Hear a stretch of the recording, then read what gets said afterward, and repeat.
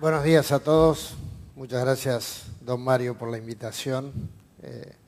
No deja de ser un placer formar parte de esta jornada y más hacerlo después del reconocimiento a Fernando. Así que muy emocionado y bueno, de alguna manera la presentación que voy a dar va a parecer una presentación fuera de contexto. Estamos viviendo un momento a nivel de comunidad agroalimentaria duro, complicado, un panorama climático incierto, las cuestiones numéricas que hacen a la actividad, cualquiera de ellas que sea, incluso hoy hasta la propia soja está hackeado y por lo tanto pensar en el largo plazo a veces cuesta, pero creo que es parte de las reflexiones que nos tenemos que dar como comunidad, más allá de lo que hacemos para pensar en esa sustentabilidad. Por lo tanto, a ver si avanzo bien. Sí. Esto de alguna manera pongo la misión de APRESID siempre, y si bien muchos de los puntos de vista son personales, hay una gran impronta de la institución que formo parte hoy como socio de la Regional Pergamino, como socio de APRESID, que es esta de impulsar los sistemas de producción sustentables que tienen una visión basada en la innovación, la ciencia, el trabajo en red para lo que es la producción de alimentos, fibras y energías. O sea, empezar a abrir el foco de lo que hacemos, empezar a salir de nuestra propia producción y de nuestro propio campo es parte del esfuerzo que tenemos que hacer en los tiempos que nos tocan. A veces no es lo que querríamos hacer, pero creo que es lo que los tiempos demandan para poder hacer sustentables nuestras actividades. Normalmente, cuando uno habla de sustentabilidad, se habla en los tres ejes, y cualquiera de nosotros automáticamente piensa en el eje de la producción, aquello que está relacionado a lo productivo económico, se menciona lo ambiental y lo social como que tienen que estar en equilibrio, pero normalmente quedan en el abstracto, como cuestiones que las tengo en cuenta, pero desde lo que yo puedo hacer es poco. A lo mejor algo puedo hacer en lo ambiental, pero difícilmente en lo social. Y bueno, a través de la charla y de los ejemplos quiero dejar esto para la reflexión, la discusión, incluso para a lo mejor un debate en las preguntas. Si nosotros simplificamos nuestra actividad y la miramos ya en un sentido más amplio, se resume a esa fórmula que es, en definitiva, la producción de la molécula digamos, el proceso de la fotosíntesis y esa molécula compleja formada a través del dióxido de carbono y el agua, que pasa a través de las plantas. Nosotros estamos manejando esas fábricas que es las plantas que generan de alguna manera a través del proceso de la fotosíntesis, los alimentos, fibras y energías. Esto, para ponernos en contexto más allá del cultivo de soja, cualquier cultivo que hagamos, la noble función que tenemos como agricultores y el gran poder que tenemos en el mundo que se viene manejando las fábricas que de la mano de la biotecnología van a generar muchas de las respuestas y las soluciones futuras. Por lo tanto, más allá de la coyuntura, la visión como comunidad agroalimentaria tiene que ser de una comunidad con la cabeza levantada, mirando hacia el futuro y generando nuevas actividades, porque de esas actividades los principales responsables somos nosotros.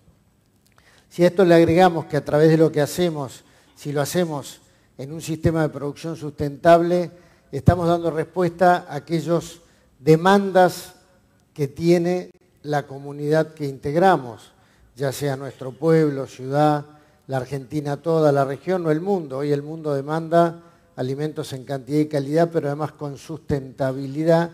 Y esa sustentabilidad está reflejada en el pedido del cuidado de la calidad del agua, en el cuidado de la calidad del aire y también el cuidado del suelo, que es nuestra principal preocupación, o debería serlo, porque es la base de la producción junto con las plantas para este proceso de la fotosíntesis y la generación de alimentos, fibras y energías.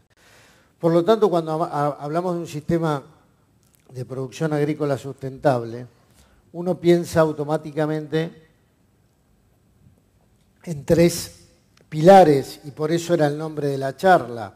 O sea, piensa en la no remoción del suelo y la cobertura vegetal, piensa en las buenas prácticas agrícolas, que está sintetizado en una cantidad de prácticas, no una, sino todas las que pueda incorporar dentro de mi sistema de producción, pero además en forma integrada: la rotación de cultivos, la intensidad y diversidad de esa rotación, la nutrición del suelo, el manejo integrado de plagas, la tecnología toda, particularmente la biotecnología, por lo que comentaba, y la continuidad en el tiempo. Por eso Federico, cuando iba a hacer la presentación, me preguntaba continuamente, dice acá sí, continuamente, porque esto no es una cuestión temporal, no es un calmante una vez en cuando, sino es un sistema de producción, y por eso esa mirada integral del tren y no del vagón es lo que nos tiene que motivar. Por eso, si estamos con una visión de producción sustentable de biomasa y de alguna manera adherimos a estos principios, uno los puede empezar a desglosar ahora con esta mirada desde lo económico productivo. Este gráfico ya debe ser familiar para todo el auditorio, se ha mostrado en infinidad de oportunidades, tanto en APRESID, pero es interesante y teniendo datos locales de campos manejados, este particularmente interesante porque muestra la rotación con la interacción con la fertilización, y es el campo de Hugo Guío comparado con el cultivos, o sea, el porcentaje de cultivos en el partido de Marcos Juárez, donde ustedes tienen ahí los diferentes cultivos reflejados: trigo, soja de segunda, soja de maíz, en su porcentaje, en la participación en la rotación, que da una intensidad de rotación de 1,20 y con un 25% de gramíneas, donde el 70% el cultivo es soja, 70% del cultivo es soja. Y cuando vamos a la comparación con el campo de Hugo, con una intensidad de 1,5, con una rotación trigo, soja, maíz, donde la soja de primera no participa, vemos la diferencia en la productividad comparada en los últimos 5 años, donde se duplica la productividad. Estamos hablando de 10 toneladas por hectárea año contra 4,2 toneladas hectárea año. Alguno puede estar pensando, bueno, estamos comparando el área de un campo contra la de un partido y un tema de escala, pero esto uno lo ve repetidamente en infinidad de campos con muchos años de sistema de producción en siembra directa, donde no es necesario hablar de duplicación, pero 50-60% más de productividad es un valor frecuente. Y si recordamos lo que nos presentaba Obdulio de la ganancia genética y hablar en una proyección de 25 años un 40%, acá a través de una incorporación de tecnologías en un sistema, estamos hablando de un diferencial que va desde del 50 y en algunos casos al 100%.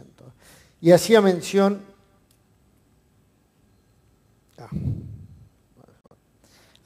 que era interesante utilizar esto porque esto surgió también en la evaluación con un ensayo de fertilización de largo plazo, donde tienen también ahí los rendimientos en maíz, trigo, soja de segunda y soja de primera. La barra verde corresponde al departamento de Marcos Juárez, la barra azul a lo que era la fertilización de nitrógeno, fósforo y azufre a través del diagnóstico, y la barra blanca cuando ya se trabajaba con niveles de reposición. Es obvio que en la reposición con un mayor nivel de fertilizantes disponibles, aún para suelos de buena productividad, había un salto de prácticamente en maíz, estamos hablando de 2.000 kilos, y así podemos ver en los distintos cultivos, trigo, soja. Obviamente no está la comparación en soja de primera porque en el caso de Hugo Guío ese cultivo no estaba. Pero no, por lo tanto acá el mensaje es no solo es la rotación de cultivos, sino una integración con un adecuado balance de nutrientes, y el impacto es aún mayor cuando esto lo visualizamos ya no solo a nivel de diagnóstico, sino cuando estamos trabajando a nivel de reposición. Y también hay otros datos para mostrar algunos de ellos. En este caso es de la regional Río Cuarto, Alejo Donel, donde tenía una comparación de un campo trabajado 6 años con una rotación maíz-soja, solamente una rotación maíz-soja contra una soja continua. Estamos hablando de un 55% de diferencia en el rinde en ese año, claramente visualizado a través de este mapa rinde. O sea, en esa característica de la campaña 11-12, para el mismo cultivar, en el mismo ambiente, con las mismas condiciones, para la misma fecha de siembra, 55% de diferencia, y podría uno atribuirle una gran parte de esa respuesta a esa rotación alternada con el cultivo de maíz. Muchas de estas cosas las conocemos, yo no quiero redundar mucho para no comerme tiempo para la discusión final, pero también es pensar hacia adelante.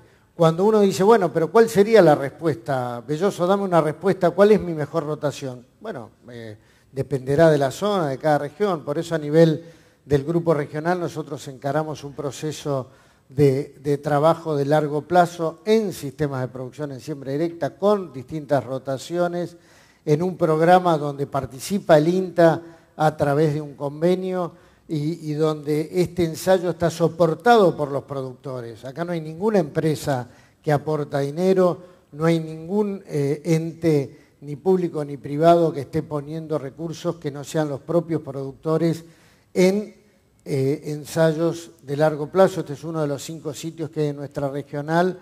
Son ensayos que tienen distintas combinaciones de rotación, que va desde 1,30 la rotación en intensidad más baja, hasta un 2 de rotación, hasta incluso tenemos una rotación con gramíneas continuas para ver el impacto en el mediano plazo sobre el suelo, comparado con una pastura que sería la mejor condición, pero evaluando factores físicos, químicos y también biológicos.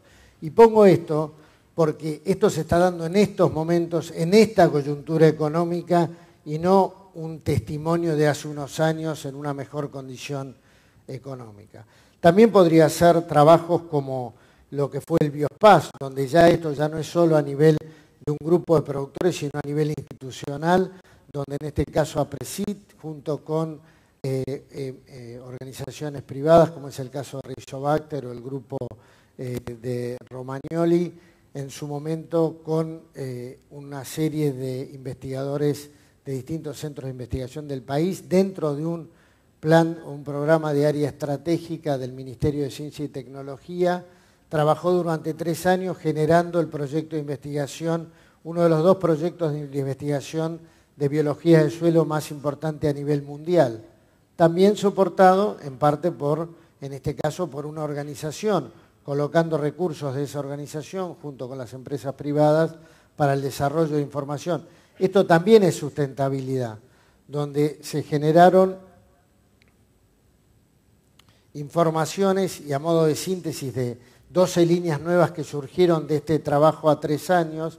En la izquierda ustedes ven como un sistema de conjuntos donde se ve lo que es el ambiente natural, las buenas prácticas agrícolas y las prácticas agrícolas no sustentables, que era un poco la idea que había antes, que depende del ambiente que se evaluara, era una situación comparable a una situación relativa entre los 3 ambientes evaluados. Y lo que se ve claramente y lo que surgió de este trabajo, donde las buenas prácticas agrícolas evaluadas en muchos ambientes de siembra directa y de varios años, comparado con el ambiente natural, están mucho más próximos al ambiente natural, sin alcanzarlo obviamente, pero claramente distanciado y separado de lo que son las prácticas agrícolas no sustentables. También uno, si sigue, puede pensar en lo que es ya a nivel regional, y estoy recorriendo, si ustedes ven, a nivel individual, a nivel grupal, a nivel institucional, a nivel regional, donde en el año 92, en el primer congreso de APRESIT, se generó lo que fue la Confederación Americana de Asociaciones para la Agricultura Sustentable. En ese momento se hacía Río 92, que la preocupación eran los desechos de la industria. 20 años antes, obviamente, de lo que fue Río +20 en el 2012, donde recién ahí empezaron a surgir temas de la economía verde y básicamente de la gobernanza respecto a cómo hacer un desarrollo sustentable del mundo desde el punto de vista de la producción. Esto también es visión prospectiva y estratégica, comenzada 20 años antes, en silencio y no esperando que la respuesta venga del sector privado, o de las empresas, o del sector público como una respuesta, sino desde la agrupación de productores con una visión prospectiva. Pero eso hoy está transformado en el grupo de países productores del sur, donde ya lo productivo no alcanza sino la gobernanza, de qué manera uno puede llevar a discusiones a nivel internacional, de comercio, posibilidades de interacción a nivel regional, y este grupo de países productores del sur, donde hay organizaciones de Brasil, Argentina, Paraguay, Uruguay, generó información y un documento de seguridad alimentaria global y recursos naturales agrícolas. El que le interese lo puede bajar directamente de la página, que fue el primer paso para empezar a discutir esto. Y en esas organizaciones, de vuelta hay organizaciones de cadena de la Argentina, como Axoja, Maizar, Argentrigo, Asagir, pero también organizaciones como CREA, Presid, junto a otras organizaciones privadas de Brasil, Paraguay. Y esto lo pongo porque detrás de cada uno de estos comentarios hay gente de las organizaciones, gente de organizaciones que no tienen remuneración, que son los socios comprometidos que de alguna manera están dedicando tiempo y esfuerzo para ese desarrollo, para el beneficio de la comunidad agroalimentaria. Y esto también es sustentabilidad en lo económico productivo. De alguna manera, en este caso se trabajó en la región, o sea, una serie de características que en definitiva hace a poder instalar las ventajas competitivas que tiene la región respecto al mundo. Porque esto es importante también tomar conciencia, que lo que nosotros pregonamos como productores de América del Sur en cantidad y calidad de alimentos, pero que además con sustentabilidad, solo el 8% de la superficie agrícola mundial está bajo un sistema de siembra directa, o lo que se llama agricultura de conservación. El 92% de la superficie del mundo está bajo una producción de labranza convencional que no es sustentable. Y eso es una ventaja clarísima, comparativa y competitiva nuestra, no solo desde el punto ya de lo que es la conservación de los recursos y de los beneficios productivos, sino del impacto en el ambiente a futuro, que es lo que reclama el mundo. Y esto es un punto que también es importante considerar y defender. Pero pasamos a lo ambiental y en estos aspectos también, para dar algunos de los ejemplos, es desde APRESIT, a través de sus programas ha trabajado en eso, pero siempre con esta idea de red, trabajando con el sector privado, pero también con el sector público, como el INTA, CONICET, la UNOVA, SENASA, etcétera. La lista es innumerable. Y para dar un ejemplo a nivel local, este grupo de organizaciones, y hoy estamos sufriendo en la comunidad agroalimentaria una cantidad de acusaciones respecto a nuestro impacto, ya sea para la salud humana, para el ambiente, la degradación de los recursos. O sea, generamos un importante aporte fiscal, pero aparentemente todo lo que hacemos es para beneficio propio y deterioro del ambiente. En el año 2010, y ante los problemas que había con los envases en la localidad de Pergamino, nos juntamos todas estas organizaciones, incluido el municipio, y generamos un proyecto agrolimpio en ese momento que derivó en un anteproyecto, que es el que figura ahí abajo, que es un programa de procesamiento ordenado y sustentable de envases de fitosanitarios en el partido de Pergamino, agosto del 2011, presentado en el Honorable Consejo Deliberante. Cuando uno presenta cualquier ordenanza que tenga impacto ambiental, tiene que pedir una audiencia pública. La audiencia pública está reglamentada, hay que notificarla con antelación en 2 periódicos o diarios locales. Tuvimos 15 presentaciones en la audiencia pública, que estábamos prácticamente solos. De la comunidad no vino nadie, pese a que está muy preocupada, algunos pocos concejales. Y esa presentación sigue estando hoy cajoneada en el Consejo Deliberante. Por lo tanto, como productor, cuando hoy me dicen de los envases en Pergamino, yo digo, el problema no es nuestro, el problema es de los concejales, de mis legisladores a nivel municipal, que tienen un anteproyecto que no lo resuelven ya van 3 años.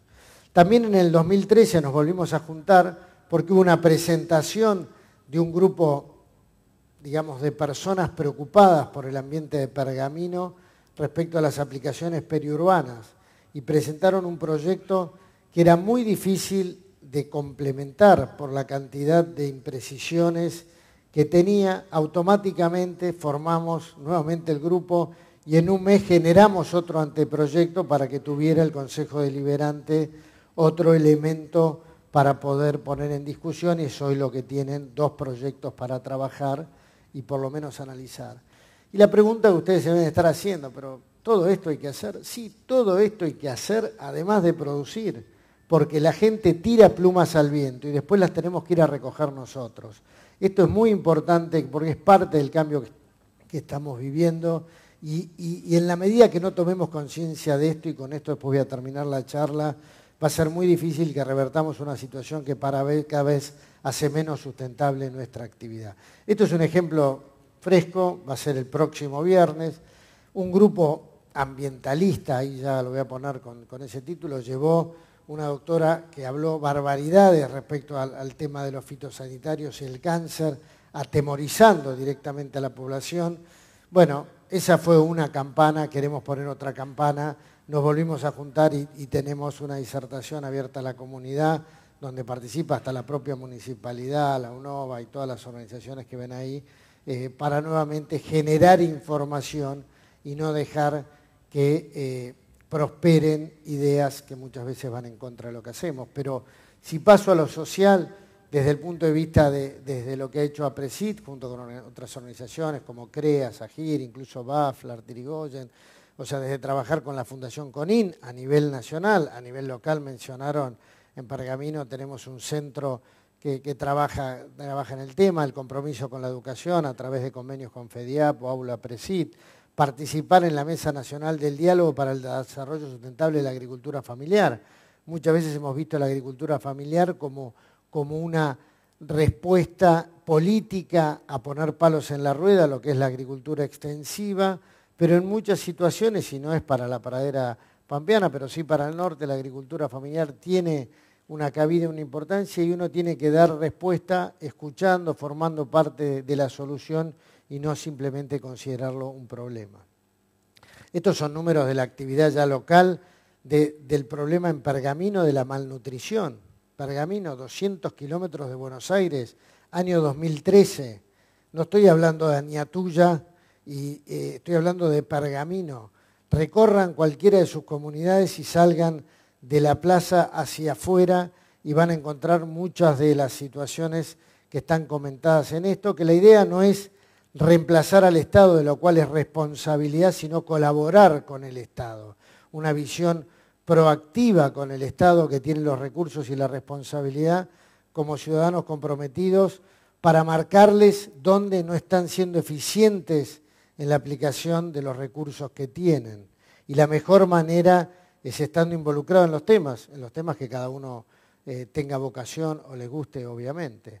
Pero también, si ya le damos más complejidad en los testimonios de lo que es la sustentabilidad, pensando en algo que puede ser social, económico, ambiental, lo podría ubicar en cualquiera de los ejes, fue en su momento la constitución de Bioceres, que en el 2001 23 productores agropecuarios de origen APRESID en su momento tuvieron la visión, estoy hablando 2001, recuerden ese momento, de pensar que en la biotecnología se podía hacer algo, que si bien era una actividad que demandaba muchos recursos, se podía trabajar en ese momento de 23 accionistas, hoy hay más de 270 accionistas porque el criterio fue tener una baja participación, una sociedad abierta a la mayor cantidad de accionistas posibles, pero con una fuerte profesionalización que llevó al armado de distintas plataformas, no solo lo que fue Bioceres Semillas, sino todo lo relacionado a biotecnología, desde la relación y la creación del INDEAR junto al CONICET, convenios con empresas internacionales desde el punto de vista de desarrollo de eventos, a nivel, digamos, todas las plataformas, y no me quiero demorar mucho, pero para dar un ejemplo, el tema de la quimosina producida en Cártamo, que esto fue un desarrollo con una licencia canadiense, un desarrollo local, para poder obtener la quimosina que reemplaza la quimosina bovina para ser utilizada como enzima en la industria láctica, y que hoy se obtiene directamente del cártamo con una planta piloto que permite directamente realizar el proceso, y donde hoy se está integrando a un grupo que va a hacer esa producción a través de la producción de cártamo modificado que produce quimosina. También lo que se viene desde el punto de vista de las celulosas producidas en cártamo o cualquier otro de los insumos, puede ser residuos forestales, bagazo, residuos de cosecha, que eso de alguna manera uno trata de evitarlo de alguna manera porque va en contra de lo que sería la nutrición del suelo, que es otra forma de aportar al desarrollo local, formando ya parte no solo de la producción, sino de actividades como esto. Pero todo esto que vengo contando y acelerando el paso para llegar, lo vemos reflejado en por qué estamos como estamos, si Belloso nos cuenta todo esto y parece todo un cuento bastante coherente. Una de las respuestas es lo que muestra este cuadro. Si ustedes ven, este es el índice FADA, que es la Fundación Argentina para el Desarrollo Agropecuario, que es el Fundación Agropecuaria para el Desarrollo de Argentina, que desarrolla este índice mensualmente. Refleja claramente que la captura de la renta por parte de la renta de la comunidad alimentaria por parte del Estado en junio llegaba al 74%. Está muy clarito el número, pero es 73,9%. O sea, gran parte de toda esta generación de riqueza hoy es apropiado del Estado. No les estoy contando ninguna novedad, a más de uno le ordenará las orejas. Pero está claro que de toda esa riqueza generada, si tenemos un socio que captura eso, difícilmente hoy podamos estar discutiendo grandes proyectos. Pero aún así, a través de los testimonios que le di, no fueron ejemplos de lo que podríamos hacer, son ejemplos de las cosas que se están haciendo. Y hablando de esos socios, y esto lo traje de la presentación que yo hice en la jornada número 15 en Don Mario con datos de lo que eran de junio del 2009 de nuestra regional, donde mostraba, y esto no quise actualizar los números porque no difieren mucho de lo que es la situación actual, es la retención promedio por hectárea, en ese momento eran $324, el resultado que se llevaba el arrendador, el dueño de la tierra, eran $504, pero si le sumamos eso a lo que retenía además por impuestos a las ganancias del Estado, prácticamente el Estado y el dueño de la tierra eran los grandes beneficiados del sistema, mientras que el productor, con una renta negativa de $284 por hectárea, era el que pagaba la fiesta. Y yo creo que de esto mucho no ha cambiado. Estoy hablando del 2009. 2009. O sea, no estoy hablando de hace 14 años, pero del 2009 acá nada ha cambiado y la cuestión se ha agravado. Y esto es lo que determina, por lo tanto, la sojización. Evidentemente, cuando uno quiere ser sustentable, lo primero tiene que ser sustentable en lo productivo económico, y eso es lo que ha llevado a buscar en el cultivo de la soja la tabla de salvación para poder continuar, más si soy un productor arrendatario que no tengo tierra propia. Si esto lo vemos así, dirán, bueno, ¿dónde está el mensaje? Y el mensaje viene a continuación. Este es el corazón de la charla y a lo mejor lo que deberíamos discutir. De alguna manera, en los sistemas económicos generalmente hay políticas públicas que son los que lo terminan traccionando a través de una legislación, pero cuando llegan los aspectos de la ética y la biología, normalmente, como ya está armado el negocio, esos aspectos se empiezan a diluir. Y lo que deberíamos repensar como sociedad, y acá ya estoy sacándome inclusive el mote de productor, porque esto va a cualquier actividad económica, es pensar la biología, la vida como motor de la ética con la que voy a pensar la legislación para que surjan políticas públicas, para que después el sistema económico genere riqueza. Y este es un aspecto no menor del cambio del orden en estos factores, porque hace mucho a la diferencia. Hoy la evolución tecnológica es más rápida y todo lo que es la respuesta ética y social es más lenta, es parte de lo que se está viendo no solo en Argentina, sino a nivel mundial.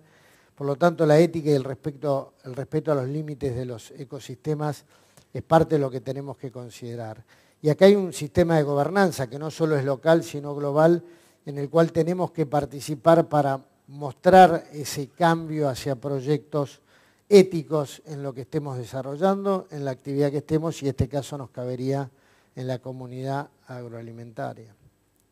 Por esto este paradigma del cuidado, y yo esto también lo presenté en el 2015, y creo que son de aquellas cosas que uno lleva como elementos para permanentemente considerar. En este paradigma del cuidado que presenta Bernardo Toro, él habla de esos 3 valores fundamentales del cuidado, que es el saber cuidar, saber hacer transacciones, ganar, ganar, y el saber conversar. Pero volví a insistir con esto porque hay 2 puntos vitales cuando él habla del cuidado de los lejanos y de los extraños. Lejanos, muchos de nosotros acá somos lejanos, nos vemos cada tanto, sabemos quiénes somos, pero ese es el contacto, y muchos somos extraños, nos hemos visto por primera vez acá, como tanta gente que vemos en nuestras comunidades. Y él habla que cuando pensemos en el cuidado de los lejanos, pensemos en el valor de las instituciones. Y esto es un valor muy importante, que es crear y cuidar las instituciones que formamos parte. Las instituciones no se cuidan solo, no son un sello de goma, son las personas y los valores de las personas que las integran, la posibilidad de que esas instituciones puedan hacer transformaciones. Y de los extraños, sin lugar a duda que la abundancia de los servicios y bienes públicos es la base de la equidad. Por lo tanto, educación, salud, seguridad como servicio público, no una alternativa con lo privado para tratar de mejorar, donde lo público debería ser de igual calidad de lo privado. Después cada uno elige en función de los gustos que tenga, no debería ser una alternativa de menor calidad. Y esto lleva al rol del Estado. Cuando uno piensa todo esto, bueno, sin lugar a dudas que tiene que haber un rol del Estado basado en esos proyectos o valores éticos, que va a estar dado en las personas que lo den, porque el Estado somos nosotros. Después llegan dirigentes, funcionarios a través del sistema democrático, pero es el Estado, es la interacción con esas personas y en los valores éticos que compartamos, donde está para poder hacer políticas que promuevan cultivos de rotación a la soja.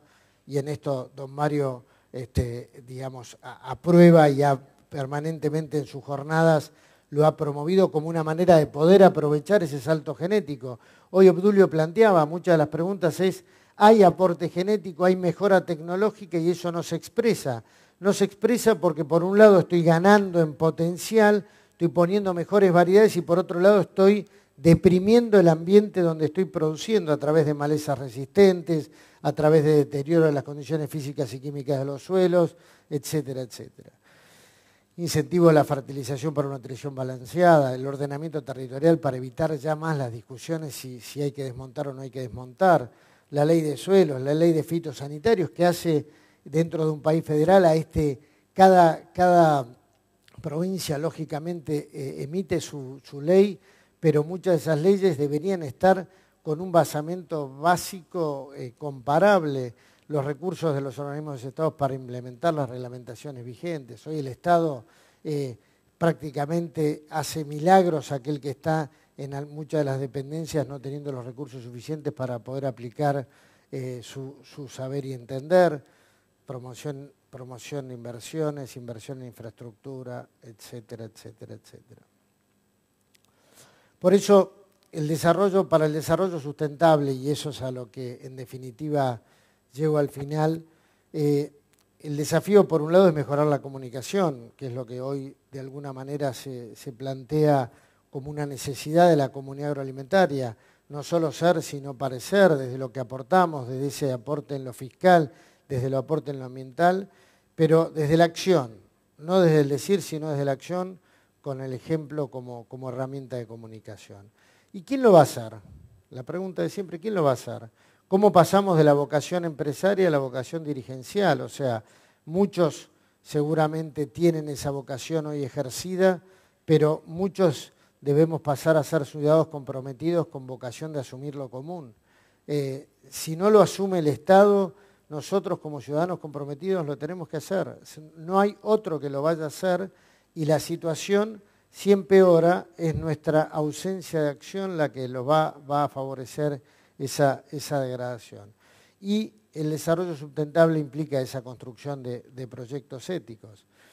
Para finalizar, y de algunos de los aspectos que Carlos Marx menciona en su libro Dignidad para Todos, en la construcción de proyectos éticos y la ética como el arte de elegir lo que conviene a la vida digna de todos, se construye.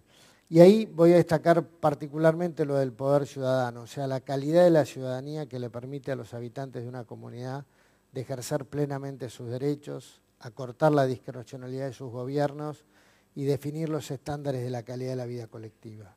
Esto en las grandes ciudades como Buenos Aires, incluso Rosario, Córdoba, tal vez sea mucho más difícil por cómo estamos diluidos en una población enorme.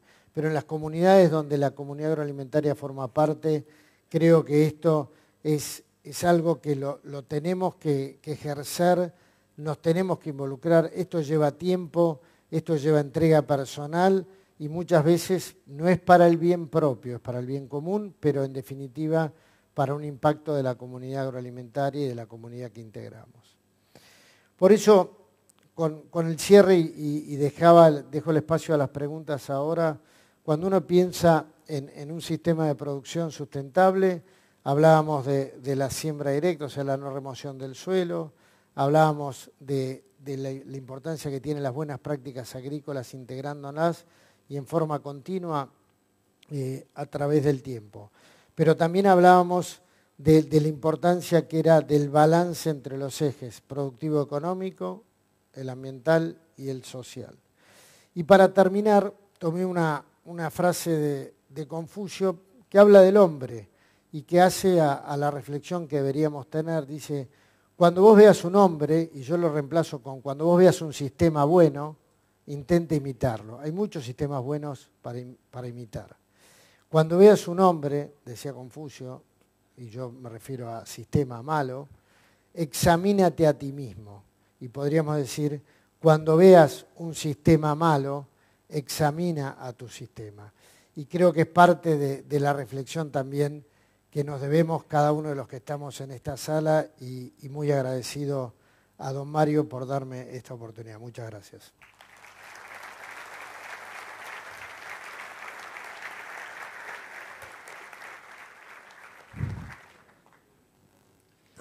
Muy bien. La primera pregunta para el ingeniero César Belloso es ¿cómo ve a futuro la adopción de las nuevas prácticas agrícolas? Bueno, la adopción es al presente, no al futuro, digamos. O sea, yo creo que las buenas prácticas agrícolas, por todos los testimonios que hay, hoy pagan. Evidentemente hay una gran diferencia entre la visión del dueño de campo y el arrendatario, y creo que ahí hay una conversación importante de hacer. Muchas veces, y uno estando en la actividad, sabe que eso es al mejor postor, donde hay una competencia muy fuerte local, pero cada vez tiene que haber mayor conciencia porque cada uno en su propia tierra y pensando en la trascendencia, se tiene que dar cuenta del deterioro que se ha ido produciendo a través de los años y es parte de lo que hoy ya podemos visualizar. O sea, donde más exposición a riesgos erosivos haya, tanto hídricos como eólicos, es algo que se ha agravado en los últimos años y creo que es algo que cualquiera que tenga vinculación con la actividad ve ese deterioro y la falta de respuesta aún ante la incorporación de la mejor tecnología. Por lo tanto, creo que hay que buscar la manera de incorporar eso en el corto plazo, porque en algún momento hay que empezar. En el último congreso de Congreso Presidente estuvo Dwayne Beck, que es un investigador de Estados Unidos que está en Dakota del Sur. Él desarrolló un sistema de producción en siembra directa que hoy tiene casi 30 años. En la zona de Dakota del Sur, para que los conocen, es lo que vendría a ser las planicies centrales al norte de Estados Unidos, se acerca con Canadá, y esto implica que las condiciones son peores que el sistema del cinturón maicero americano, y él dice, había un buen momento para empezar a hacer siembra directa o tomar un sistema de producción que fue hace 20 años, y el próximo momento, le preguntaron, es ahora. O sea, esto es lo mismo, las buenas prácticas es ahora. Yo tengo que ver de qué manera en el sistema de producción que estoy trabajando ¿Puedo incorporar? Probablemente no puedo incorporar todas, probablemente no tenga recursos para hacerlo, depende de cómo me haya ido en la campaña pasada, pero está claro el objetivo y están claros los resultados. O sea, hay testimonios de campos con más de 30 años de siembra directa, de sistemas de producción en siembra directa, con una clara diferencia con los vecinos en resultados aplicando la misma tecnología y para el mismo ambiente productivo. Así que hay que empezar y digamos, le dejo la cuenta económica para cada empresa. Muy bien. La siguiente pregunta es, partiendo de un año cero, con un ambiente con historia de monocultivo de soja, y si planteamos una rotación adecuada, ¿a partir de qué momento empezamos a notar mejoras en el ambiente? Bueno, depende, como toda cuestión agronómica, del nivel de degradación, pero sin lugar a dudas que en los primeros años donde yo estoy generando una mineralización a través de labranzas, el hecho de dejar de hacer labranzas implica dejar de mineralizar, por lo tanto voy a tener que compensar muy probablemente con mayor nivel de fertilización.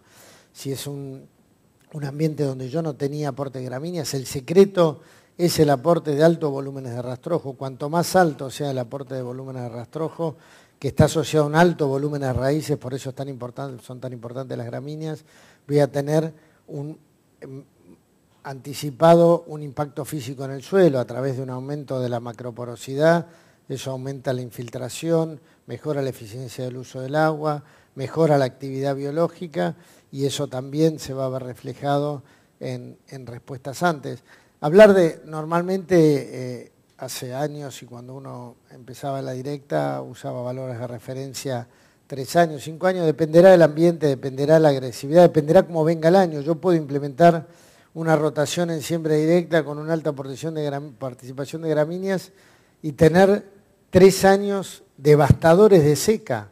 Eso no cuenta, o sea, fueron 3 años malísimos, es como si el reloj hubiese estado parado desde el punto de vista ambiental. Cronológicamente pasaron 3 años y el suelo ni se enteró. Y nosotros encima estamos con un quebranto mayor. Así que depende de cada ambiente, pero sin lugar a dudas que cuanto antes lo inicie, cuanto mayor sea la participación de gramíneas en la rotación, cuanto mayor sea la integración de buenas prácticas, porque no solo es eso, sino también la nutrición adecuada, el manejo integrado de plagas, mayor va a ser el impacto y la mejora en la productividad.